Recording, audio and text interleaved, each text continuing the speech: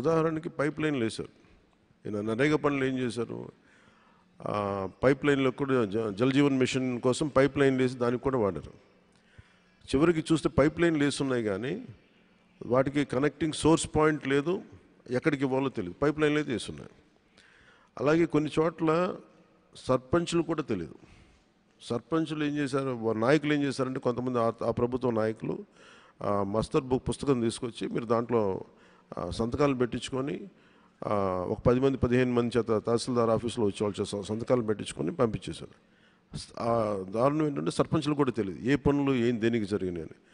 చాలా అవకతవకలు, చాలా మనీ దుర్వినియోగం అయితే జరిగింది. దానికి ఇప్పుడు ఏంటంటే ఈ మనకి సోషల్ ఆడిట్ చాలా బలహీనంగా పనిచేస్తుంది. మన రివ్యూ మీటింగ్లో కూడా మాట్లాడుతుంది, నిఘా విభాగానికి ఇంకొక నిఘా విభాగం పెట్టాల్సిన అవసరం వచ్చిందని.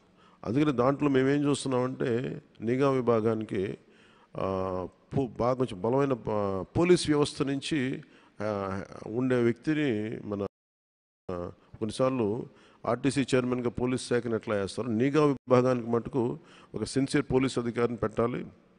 ఈ సోషల్ ఆడిట్ విభాగానికి ఏమైనా అవకతవకల్ని తగ్గించేలాగా లేకుండా చూసే బాధ్యత అలాంటి వ్యక్తి ఉంటే బాగుంటుందని మేము నమ్ముకున్నాం. అది మా ఇంటర్నల్ మీటింగ్స్లో వచ్చింది. I think that would one issue which we can I think we will take it forward.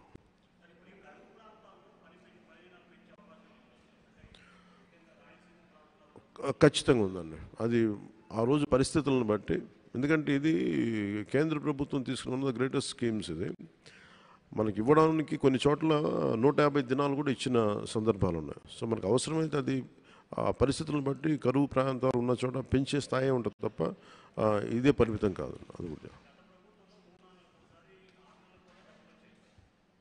డబ్బులు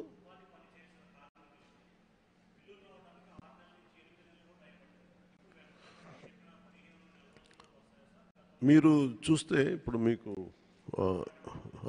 ఫస్ట్ టైం ఏం చేసామంటే, అంటే నేను పంచాయతీ వ్యవస్థ నేను తీసుకోగా నేను అడిగింది ఏంటంటే పంచాయతీలు ఏ పనులు చేసినా సిటిజన్స్ ఇన్ఫర్మేషన్ బోర్డు ఉండాలి. ఇదివరకు ఉన్నాయా అంటే ఆ ప్రాక్టీస్ 20 years బ్యాక్ ఉండేది, ఇప్పుడు పెట్టట్లేదు అని పెట్టారు. ఎందుకు పెట్టట్లేదు అని పెద్ద రీజన్ ఏం లేదు, అని అడిగేవాళ్ళు లేరు. నేను చెప్పాను ప్రతి చోట పంచాయతీ సిటిజన్ ఇన్ఫర్మేషన్ బోర్డు ఉండాలి. అలాగే ఇది మేము పెట్టింది ఏంటంటే ప్రతి పంచాయతీలోనూ ఈ డిస్ప్లే బోర్డు, మీరు గ్రామసభ అయిపోయిన తర్వాత ఏ పనులు ఒప్పుకున్నాం, ఈ పంచాయతీ ఏ పనులకు ఒప్పుకుంది, ఎంత డబ్బు అలొకేట్ చేసింది ఏ పనులకి, ఇది గోడల మీదే కాకుండా సోషల్ మీడియా యువత కూడా ఏం చెప్పండి, మీ సోషల్ మీడియాలో ఇది మీరు డౌన్లోడ్ చేసుకోండి. ఇది డౌన్లోడ్ చేసుకొని మీరు భాగస్వామ్యం కావడానికి మీరు కూడా దీన్ని పదే దీన్ని చూసుకొని మీరు క్రాస్ చెక్ చేసుకోండి. అది మీకు అడిగే హక్కు ఉంటుంది అనేది ఇలా చెప్తున్నాం. 2 సోషల్ ఆడిట్ మటుకు చాలా బలంగా తీసుకున్నాం. సోషల్ ఆడిట్లు గతంలో కూడా మన సోషల్ ఆడిట్ చేసిన హెడ్ మీద కూడా చాలా అభియోగాలు వచ్చినాయి.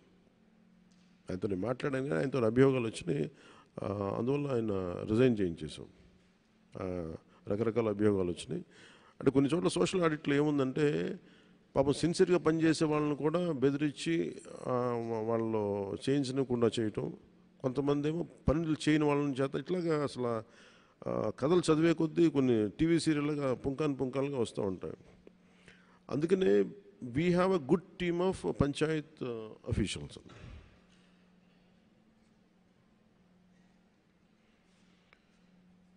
గుడ్ టీమ్ ఆఫ్ పంచాయత్ అఫీషియల్స్ని పెట్టాం. పంచాయత్ వ్యవస్థ కానీ ఎనీ డిపార్ట్మెంటల్ వ్యవస్థ ఎలా పనిచేస్తుంటే ఎవరైతే దాన్ని నడుపుతారో ఆ వ్యక్తి తాలూకు కమిట్మెంట్ బట్టి కింద అదే పర్క్యులేట్ అవుద్ది. సో నేనేం చెప్పానంటే పంచాయతీరాజ్ వ్యవస్థకి ఇది మేము చాలా నలిగి కష్టపడి ఇక్కడ దాకా వచ్చాం.